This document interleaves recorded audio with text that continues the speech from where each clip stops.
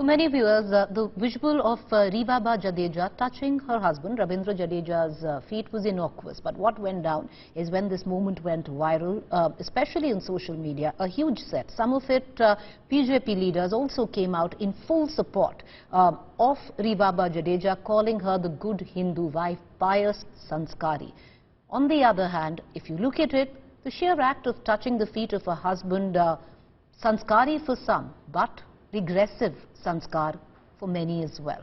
Let's take this debate to our panelists this evening. I have Brinda Adige, social activist, Dr. Geeta Bhatt, political analyst. Soon we'll be joined by Shubh Rashtra as well, political analyst. But Brinda Adige, I'd like to begin with you. You know, a lot of times, while I was even picking this topic, a lot of criticism, because there are so many other big stories that are making the rounds in the country. Why is it that you want to discuss something so innocuous, something so personal, which goes down between a husband and a wife? But Brinda Adige, do you reckon that this is more than what goes down between a husband and wife? Do you reckon the messaging in all of this a lot more than just a woman exercising her choice? Absolutely. And like you mentioned, Preeti, she is a public figure. She is an elected representative. So this kind of stereotyping going out is sending a strong message which is against what the Constitution talks about, what the policies are being made for women in the parliament. Now, we all agree on pro-choices. Every woman has the right to make her own choice. And like you very clearly reiterated, whether it is the ghungat, covering your head and wearing a hijab, it's all a choice. But if a group of people, and especially the people from BJP, claiming that this is what makes an Indian woman, that is not only hypocritical, but it is also insulting all the other women in India who do not subscribe to this or would not want to make a choice of doing something like this.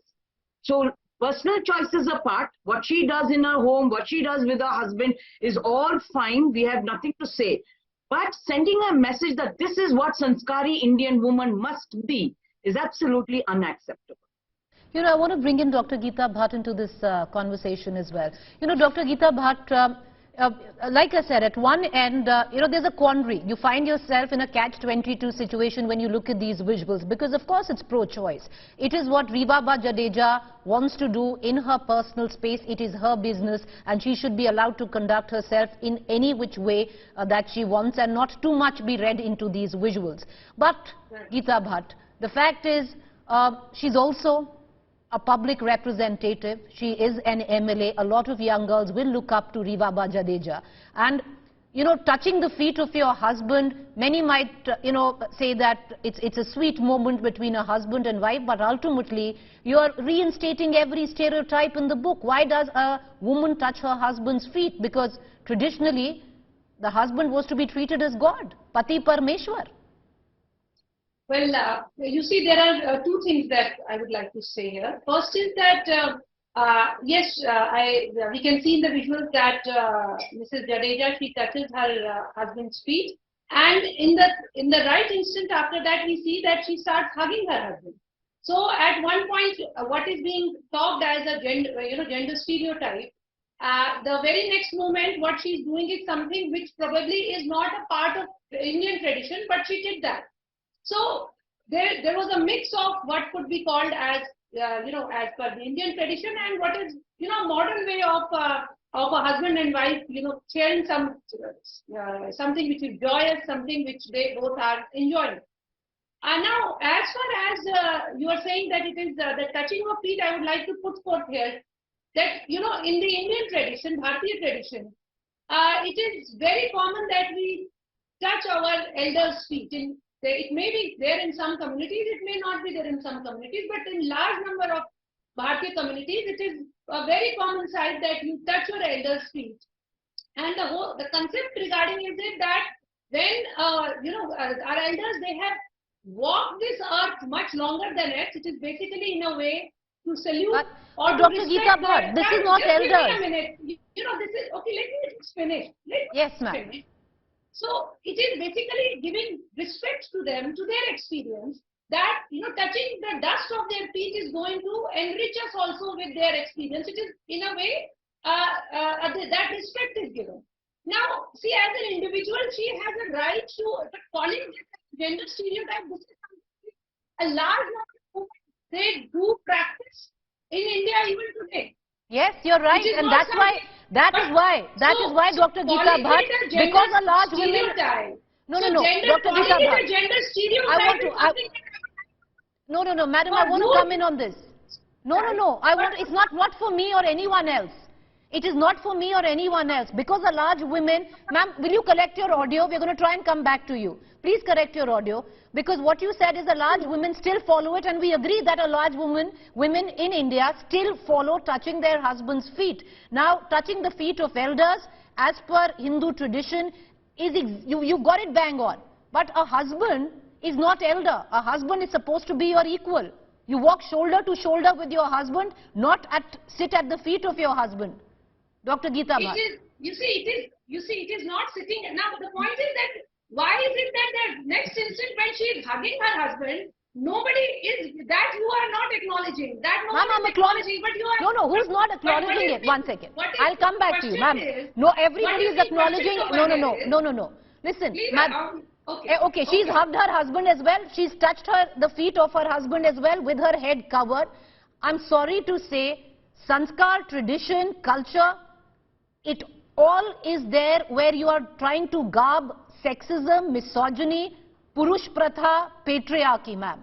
These sanskars are steeped in patriarchy, whether we like it or not. We are comfortable with the status quo. With a lot of our women are comfortable with this status quo. Therefore, we go on and we ignore it in the name of culture. But I want to bring in our other guest. Give me a minute. Ma'am, give me a minute. Let me bring in our other guest. Shubhrashtra, political analyst, is also with us. Shubhrashtra, I want to ask you one question. Not many moons ago, there was again a pro-choice, regressive, debate which had erupted, which came from the fact of whether or not hijab needs to be banned, whether or not it's pro-choice, whether or not it's regressive. Hijab, if you go into theology of hijab, is regressive. Yes, it is regressive. But we said it's pro-choice. Why is the same lot, which at that point of time called hijab regressive, is looking at a woman touching her husband's feet as sanskar? Isn't that hypocrisy somewhere? Preeti ji, correct me if I'm wrong, but the whole hijab controversy happened with respect to schoolgirls and minors. These were girls who were forced to wear hijab, perhaps. You cannot have a pro-choice argument with a 10-year, 8-year-old, right? Here we are discussing about an MP. She's an elected representative. People love her. People vote for her. She has a mind of her own. And please, as a woman and as a woman anchor, Preeti, I'm sure you know what it takes for women to rise up the ladder in any corporate or leadership scenario, right? So why are we depriving her of an agency to express herself in a way she wants? Now, you may have a problem, and some of us may have a problem with the way she touches the feet of her husband. But then I would want to go back to my conservative roots and see what does my culture say. My culture says that we worship Durga. And when I look at Durga Saptashati, which is the adhikarik text, the official text, to pontificate on various issues with respect to motherhood, womanhood in general, motherhood in particular, because we call her Ma and Amba and whatnot. So it begins with the Saptashloki shlok, where Shiv asks Parvati a specific way in which she should be worshipped so that the entire puja is successful.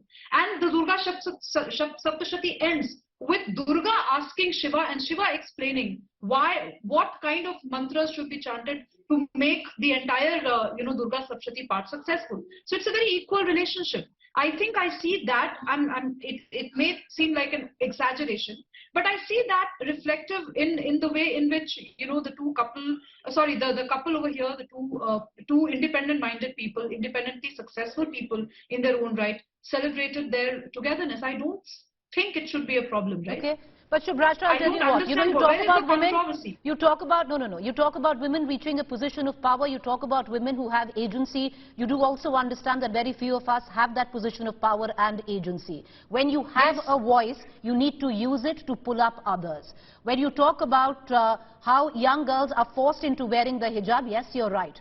But there are young girls who are conditioned into believing that their husband is their God and they need to touch the husband's feet every morning. And images like this, whether one likes it or not, reinstate the same very old stereotypes. I want to cut across and bring back Brinda Adige into this conversation.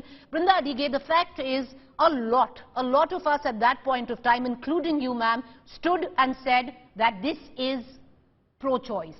If women have decided that they want to wear the hijab, they should be allowed to, because this is a woman's choice of what she wants to do. Who are we to set moral reference points or cultural, social context reference points for these women? Why is it that the same is not exercised here? Why is it not exercised? Preeti, I didn't get the last bit of it. Why is it that the same benchmark is not applied to a Rivaba Jadeja, Ms. Adige? Okay, we are talking of two different things over here. One is the women who are wearing a hijab and going to school or college, and like one of the panelists pointed out, that they have been told by their parents or they don't have a choice. But let us remember that for them is the out to go and get education. Now, why a same choice is not given to this elected representative that we are talking about? She also has the choice, but she also has a duty. She also has a responsibility. She's an elected representative under the Constitution, which is supreme, where she talks, she supports, and she makes policies for equality, for gender equality, for ensuring that women, so-called empowered, and come out there. So when you make this kind of a, touching the feet, it's your choice, of course, hugging with a ghungat, all of it, the message that you're sending is not correct. What you speak, what you support, and what you are doing must be in tandem. You cannot do things when you choose how you choose and say, pro-choice, who are you to ask me? But you are my elected representative. What should I believe? Will you stand up for the rights as envisaged in the Constitution? You will stand up for gender equality, or should I follow you? Because everybody will then say, you must follow her. She is your leader. This kind of bigoted understanding is not acceptable by an elected representative. Dr. Geeta Bhatt, the fact is, what happens is, when one looks at women's rights, we start looking at it from the paradigm or the lens of religion, of which side of the left or the right divide we stand on. You made a point that why are we only looking at her touching her feet? Because Dr. Geeta Bhatt, yes, she gets up and hugs her husband, which is really not the traditional way of being, where a good Hindu wife is considered to be, or what has been the tenets which have been set in theology. But having said that, Dr. Geeta Bhatt, when you look at an elected representative, many young girls will look at Rivaba Jadeja and make her their role model. Many good women, including the likes of you, Dr. Geeta Bhatt, the likes of Brinda Adige, have fought the good fight against these very rituals. Preeti, you see, I want to put forth that when you are talking about, you're trying to do a comparison between this and the hijab controversy. Let us remember, it was not about, nobody was against wearing hijab or burqa. It was about the right of an institution versus right of an individual. And it was the right of institution which would definitely be, it will kind of be taken. But Dr. Geeta Bhatt, you and I both know it took a turn of its own. So let's not get there, but having said that, make your point, ma'am. Ma'am, please make your point. So the first point I want to say that. Secondly, you see, I was just remembering that, when the first woman president of India, Mrs. Pratibha Patil, I remember there is not a single visual where you will see that she does not have a pallu. It is every visual, all her presidency, when she was there, she always had a pallu on her head. Did anyone ever say that why is it is very regressive that why the first woman president of India is, covering her head in a traditional Hindu way? No one ever questioned her for that. Well, isn't it that people would have taken her as an idol that yes, today, today a lot of women politicians, young girls would have seen her and been inspired by her, seeing that a woman is sitting at the president's position in this country and would have been inspired to join politics or do public service. So, Ma'am, but why that's what I'm did saying. that- I would hope, So why Dr. did Geeta that- Bhatt, you No, made no your one point, ever- but do you not, ma'am, now hear me out. Ma'am, you made your point. Hear me out as well. Do you not hope, do you not hope, madam, because there's something called conditioning, that in years to come, we have women politicians, either sides of the ideological divide, who grow up and not take the pallu on their head. Do you not think, or do you think that's the Hindu way of being? But I want to bring in Subrashra wants to make a point. This is totally an individual's choice. I agree with you, madam. I agree with you. But okay. Do we as women agree on one thing, that the tenets of covering your head, be it in Islam or be it in being Hindu, somewhere down the line is derived from patriarchy? Why do we cover our head and faces in both? Be it Islam or be it being Hindu. I'll come to you. No, just give me 10 seconds. Just give me 10 Ma'am, seconds. you made your point. Madam, let me go to Subrashra as well. She's one second. Give me. Let me go equally to where all three of you are concerned. There are two arguments. There are two arguments which were made, which I didn't quite find palatable. One was the good Hindu wife is not supposed to hug her husband. I mean, what are we talking about? There is a Kali, there is a Tara who hugged, Shiva after he drank. No, that was the argument made by Dr. Geeta Bhatt.